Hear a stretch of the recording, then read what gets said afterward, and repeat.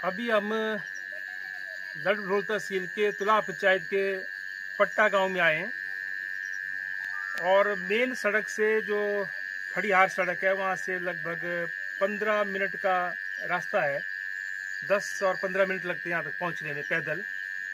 और यहाँ एक परिवार रहता है और ये जो है इस परिवार का घर है।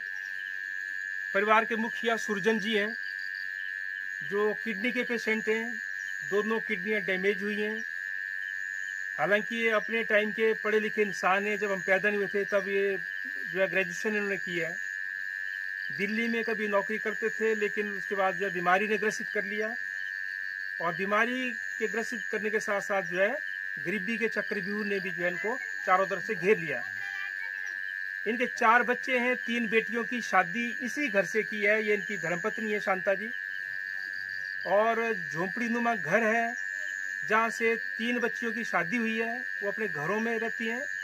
एक बेटा है जिनकी उम्र 28 साल है। वो भी लगभग बेरोजगार है लेकिन अभी दिल्ली गए हैं। वो वहाँ पे छिटपुट जो है अपना गुजारा कर पा रहे हैं। लेकिन जब से लॉकडाउन लगा है तो उनको भी जो है दिक्कत वहाँ पे आ रही है। किडनी के पेशेंट हैं और इनको जो है चलने फिरने में भी मुश्किल आती है क्योंकि ये अस्थमेटिक भी हैं। और उसके साथ साथ आज जब इनका फ़ोन आया था कि हमारे पास घर नहीं है, घर अगर सैंक्शन हो जाए हमारा कोई मदद हो सकती है, तो फिर जब हमने बोला कि आपको कोई राशन की जरूरत तो नहीं है, तो उन्होंने बोला कि नहीं डीपू का राशन मिलता है लेकिन आप सोच सकते हैं इनको 2400 के आसपास पेंशन मिलती है 3 महीने की। जी 3 महीने जो वृद्धावस्था पेंशन है 60 साल के बाद वाली। और उस 2400 रुपये में जो है ये परिवार गुजर बसर करता है। उसी में अपना राशन लाते हैं, उसी पैसे से जो है दवाई का इंतजाम होता है। आप सोच सकते हैं, आज की दुनिया को देख सकते हैं कि एक तरफ बड़े बड़े दावे होते हैं कि हम जो है गरीबों के लिए कुछ कर रहे हैं, लेकिन ये जो है आज गरीब के हालात हैं। और इस पूरे लॉकडाउन के दौरान हमने जो है ऐसे मुद्दे और भी उठाए बहुत सारे, पर इस परिवार का दर्द बहुत ही अलग है। अलग इसलिए है कि जिस मकान में रहते हैं, ये झोंपड़ी नुमा मकान है, यहाँ पर अक्सर जो है सांप अंदर आ जाते हैं। जब ये अंदर सोते हैं, 1 कमरे का मकान है, इसी में किचन है और ये मकान नहीं है, ये टूटी फूटी जो है यहाँ पे बोरियां और कुछ और जो है कपड़ा करके इसकी दीवारें जो है बनाई गई हैं और बांस के डंडे और उसके साथ जो है ये घर बनाया गया है। लेकिन आज तक इस परिवार को मकान सैंक्शन नहीं हुआ। बहुत सारी योजना चली इस देश के अंदर, प्रधानमंत्री आवास योजना। हर सरकार के दौरान जब चुनाव आता है तो हर कोई बोलता है कि हम आपके लिए काम करेंगे, लेकिन उसके बाद कोई लौट करके वापस नहीं आता है।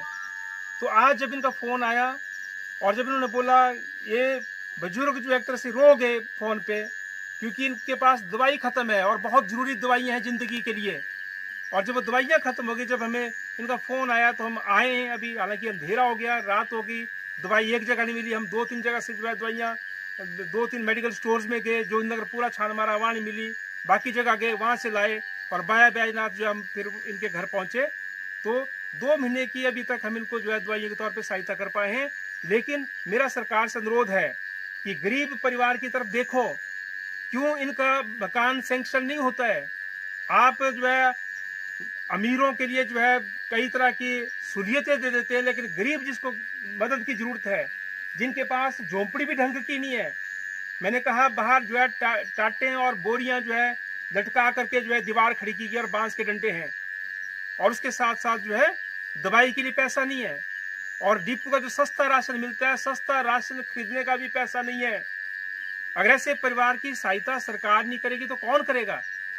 तो हमारा अनुरोध है प्रदेश सरकार से और उन सब लोगों से जो अपने आप को समाज सेवी बोलते हैं और जो चुनावों के दौरान खैरात बांटते हुए चलते हैं और जो बोलते हैं कि हम सेवा करने के लिए आए हैं। ऐसे 3600 समाज सेवी पैदा हो जाते हैं साल भर, फंक्शनों में चीफ गेस्ट बनते हैं जगह जगह, लेकिन जिन गरीबों को वाकई में जरूरत है उनके घर तक कोई नहीं पहुंचता है। तो हमारा अनुरोध है, मकान इनका जल्दी सैंक्शन होना चाहिए और उसके साथ साथ इनको आर्थिक सहायता मिलनी चाहिए।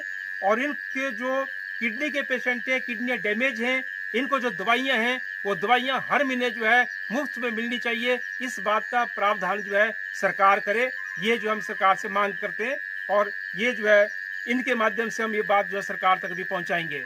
उसके साथ साथ मेरा अनुरोध है कि अगर कोई और लोग भी इनके परिवार की हालत देख करके अगर कोई इनकी सहायता करना चाहता है तो जरूर इनके घर तक पहुंचे इनके घर डायरेक्ट भी सहायता की जा सकती है। तो यही जो है मेरा सबसे अनुरोध है। और उसके साथ साथ किसान सभा इस अभियान को आगे भी जारी रखेगी। अभी ऐसे और बहुत सारे परिवार जिनको सहायता की जरूरत है, और अभी जो है क्योंकि समय हो रहा है और इसलिए हम भी जो अभी यहाँ से वापस जाएंगे।